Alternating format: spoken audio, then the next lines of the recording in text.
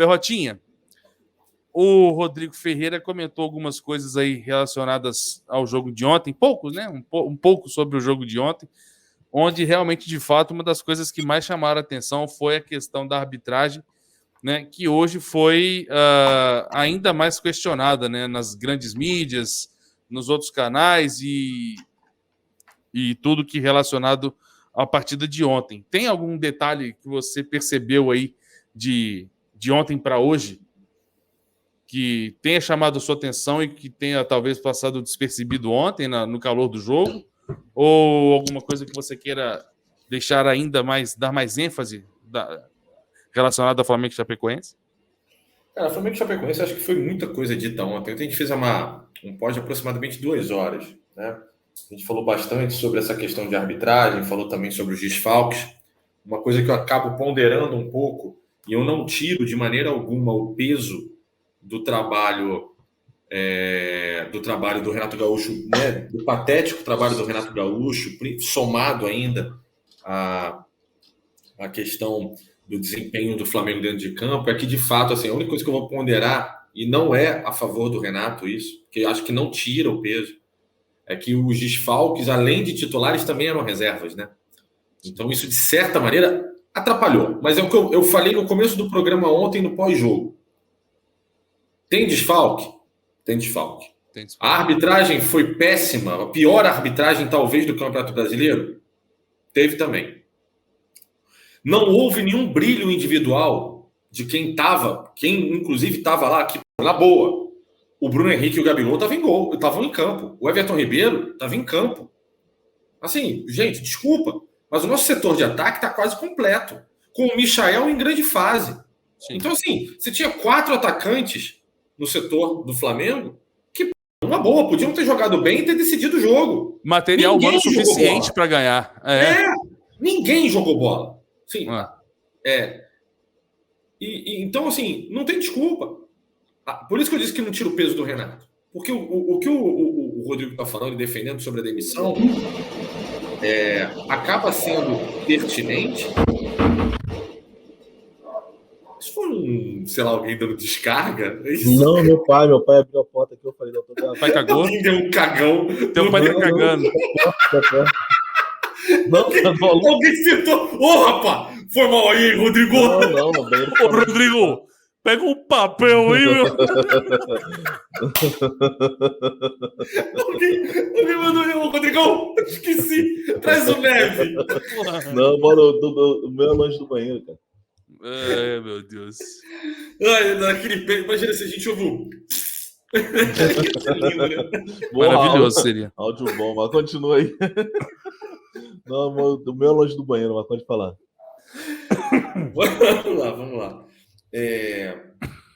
A gente, então, o que acontece? O Renato e seus Blue Caps lá, cara, são incapazes de fazer, e o que o Rodrigo está falando é pertinente, de fazer um trabalho de treinamento que faça com que esses caras entendam o que eles estão fazendo em campo. Fica muito claro que eles não sabem. O Renato, ao contrário, e isso aconteceu com todos os técnicos que passaram do Flamengo depois do Jorge Jesus, tá? O Renato cria alternativas. Ele é muito refém das palavras dele, né? O time de 200 milhões, eu não vou improvisar, e ele improvisa. As alternativas peixe morre pela boca, filho. São todas de improviso, né? E o que para mim é mais gritante é o seguinte: eu acho que bateu no teto o que é o Renato.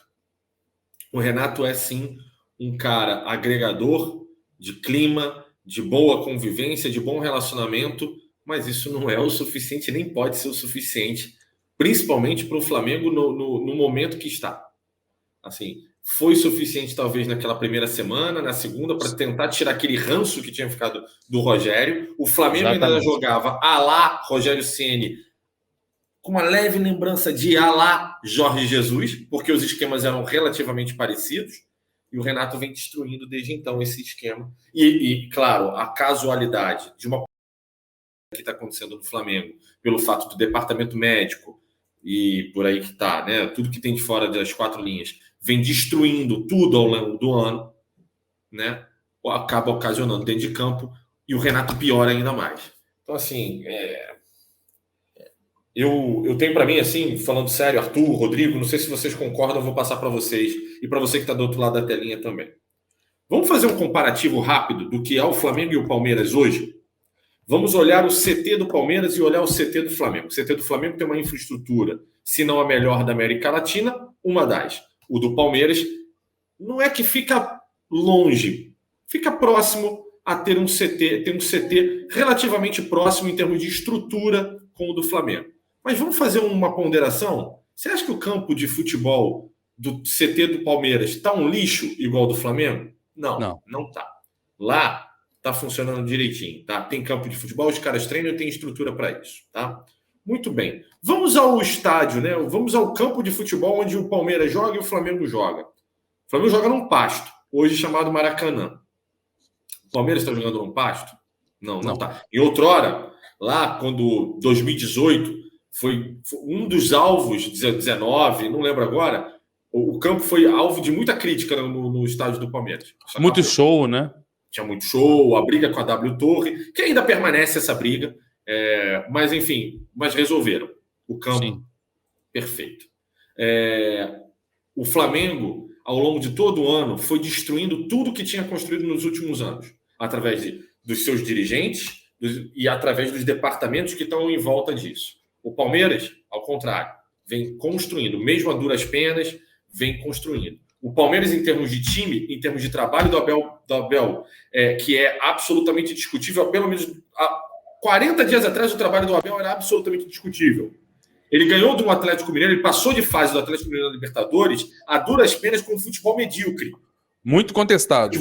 Mas que é um futebol de resultado, é um futebol competitivo, mas é medíocre. Tanto é que quando o Palmeiras passa pelo Atlético Mineiro, a primeira coisa que todo mundo fala é fudido com o Flamengo. O Flamengo vai encaçapar esses caras. Porque o Flamengo, naquele momento, estava ainda bem. O que acontece com o Flamengo... E ninguém dava o Palmeiras classificado contra o Atlético por causa disso. Eu falei aqui ao vivo com vocês dois.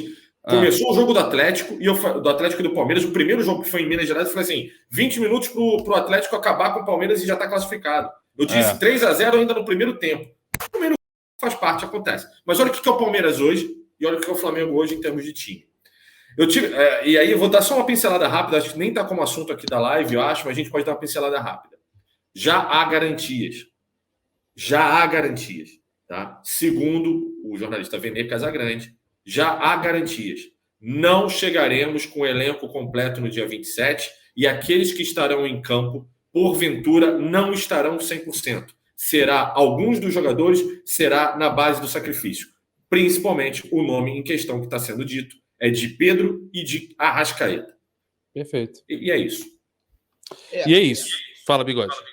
Assim, e só para terminar rapidinho, Bigode, sobre o que você falou, tá? Não, é que assim, eu só discordo. Mas não é só o que você falou, é essa coisa dos desfalques. Gente, se o Flamengo for desfalcado para enfrentar o Palmeiras, bem desfalcado, eu vou dar uma mínima razão.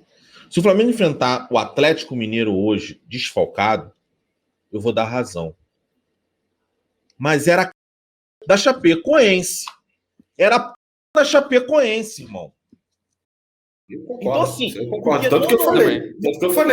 O desfalque não justifica. Mas tinha 11 desfalques. 11. É um time, né? Mano, assim, se for para jogar com o time titular ou quase titular, desculpa, aí eu vou ter que concordar com o Renato lá de trás. Qualquer um treina esse time. Chego, eu reúno, a Arrascaeta, tá todo mundo completo, tá tudo bem, fisicamente tá todo mundo bem. Sabe de uma coisa? Entra. Faz o que o JJ fazia, é o esquema do JJ, tá? Vai lá jogar, aí é fácil ser treinador. Treinador não é eu torcedor, não sou eu torcedor, perdão, de novo, não falando aquela. Não sou eu torcedor que vai dar alguma alternativa. Quem tem que dar a alternativa é a do treinador. O treinador tem que trabalhar em cima de adversidade. Tô aqui com 2 empresários nessa. Vocês têm que trabalhar em cima de adversidades, não tem que? Ou eu tô errado? Não, vão achar que vão estar sempre bonito, Perrota cheio de clientes, tá tudo ótimo. Rodrigo.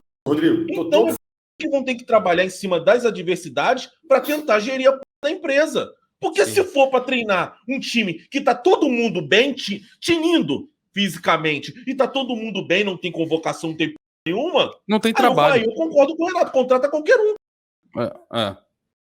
Quando não tem a questão técnica, cai, é aí que você vê a porra do treinador. Eu já vi diversos. Já vi alguns agradáveis, outros não. O Muricy era um. O Muricy, o time jogava mal, mas tinha tática. O próprio Abel. Gente, eu vi Carlinhos Violino jogar uma final contra o próprio Palmeiras. Eu vi essa final da Mercosul. Contra o Palmeiras. Palmeiras milionário da Parmalat. O Flamengo tinha perdido sua única estrela, Romário. Encheu o rabo, foi pra boate Juventude, isso aqui, meteu o pé. Reinaldo, ninguém nunca gostava do Reinaldo, ninguém nunca gostava do Juan. Era um moleque da base. Os moleque, Irmão, é na hora dos desfalques que tu vê quem é quem. Tu vê que tem tática. For lá, jogou, ganhou o campeonato. Exato. Então, assim, porque se for... E cá entre nós, gente, eu sempre faço exercício quando o Renato fala que é desfalque. Quantos jogadores do Flamengo que entraram como titular seriam titulares no time da Chapecoense? Todos. Qual jogador da Chapecoense tomaria a vaga de algum titular dentro do Flamengo? Nenhum. É o mesmo exercício que eu fiz na derrota contra o Fluminense. Quantos jogadores do Flamengo seriam titulares naquela derrota do Fluminense contra o Flamengo? A gente fez um exercício aqui, acho que o Perrota estava... Só o Vitor Gabriel não seria titular do Fluminense. Somente o Vitor Gabriel. Os outros 10 seriam titulares. Contra o Atlético Paranaense, o mesmo exercício. Fomos eliminados em 2 jogos contra o Atlético Paranaense. Principalmente o segundo jogo. Quantos jogadores seriam titulares no Atlético Paranaense? A gente também fez o exercício aqui. Só o Ramon não seria titular. E aí, irmão? Se tá ruim pro Flamengo, imagine pros outros. O Flamengo se prepara para tentar criar uma facilidade para o seu treinador. Porque o Renato, quando ele estava no Grêmio, quando ele não tinha do Jean-Pierre, ele tinha que botar o Douglas barriga de cadela. Quando ele não tinha o Lucas Barrios, né? Quem é que entrava? Jael Cruel. Quando ele não tinha o Pedro Jeromel, entrava o maldito do Bressan. Lembra do Bressan? Lembro. Esse era... Aí ali tem dificuldade. Agora aqui, os caras vão montando um time titular, onde o banco de reservas tem Thiago Maia, medalha de ouro olímpica, jogador que estava no jogo de futebol francês. Aí você tem o Kennedy, tá gordo pra mas tem o Kennedy. Você tem o próprio Michael, você tem o Vitinho, você tem o Pedro. Eu sei que tá tudo machucado e tal, mas volta e meia, os reservas são esses, né? A essência dos reservas são esses. Aí você tem a do Léo Pereira, que é jogador do Atlético Paranaense. Você tem o Gustavo Henrique, que jogou no Santos. Aí você tem o Rodinei, que já até pouco tempo estava comendo a bola no Internacional. Você tem o Mateuzinho, que está jogando bem. Você tem o René, que já foi melhor lateral da não sei como. O brasileiro 2018. Deus colocou ele lá, eu não sei porquê. Você está ali. E aí? O Flamengo cria isso pro treinador vir, não. Eu tô desfalcado. Irmão, bota o time sub-17, você tem a obrigação de vencer aquela Chapecoense que não disputa p*** nenhuma. O que os caras da Chapecoense estão pensando? Vocês acham que na cabeça ele fala assim, pô, hoje é a virada de chave, vamos vencer. Não ganhou a p*** do campeonato todo. O time da Chapecoense está jogando sem nada. Perdeu de 5-0, tá tudo bem. Cumprindo tabela. Entendeu? E outra coisa que eu também vou falar sobre essa questão do Renato, bom de vestiário. Se fosse só isso que prende o Renato, tira o Renato e contrata o Bruno de Luca. Eu adoro o Bruno de Lucas. Bruno de Lucas chegasse lá, ele ia ser amigo de todo mundo. Luquita da galera. Luquita da galera seria amigo de todo mundo. Tira ele e coloca um parça do Neymar. Adoro os Neymar, os caras que ficam lá ganhando dinheiro sendo amigo do Neymar. Adoro. Gil Cebola. Então, irmão, é muito pouco para você chegar. Os caras têm que fazer a reunião e falar o que prende o Renato. Ah, prende o Renato que ele é bom de vestiário. Não é o suficiente. E eu fico puto, mano. E tem uma de cara que gosta de latir em algumas situações. E eu vou falar uma parada para você. Marcos Braz não tem personalidade. Eu não tô falando do Marcos Braz. Marcos Braz não tem personalidade. Marcos Braz é um frouxo. O Spindel também é um frouxo. Sempre Landim foi, né? É um frouxo. Mas tem um cara que sempre late. Todo mundo diz que ele manda por trás. E não é possível que esse p não tá vendo as coisas. É o BAP. Não, o BAP gosta de mandar no futebol. BAP isso, BAP aquilo. E o BAP, cadê o BAP? Cadê o BAP? Eu te clamo, BAP. É agora que eu quero vilão nessa p. Eu quero vilão nessa p. É agora, irmão. É agora que eu quero. É agora que eu torço pro Coringa matar o Batman. Cadê a p do vilão? Não tem, irmão. Então, assim, eu não consigo... A única coisa da coletiva que eu concordo com o Renato é sobre a arbitragem. O resto, meu irmão, é mais do mesmo. E eu vou ser bem sincero com você, vai ser difícil achar um treinador que irrite a torcida mais em entrevista do que o Renato. Isso aí é um posto que o Renato nunca vai ser superado. E eu já sabia disso. Isso eu já sabia.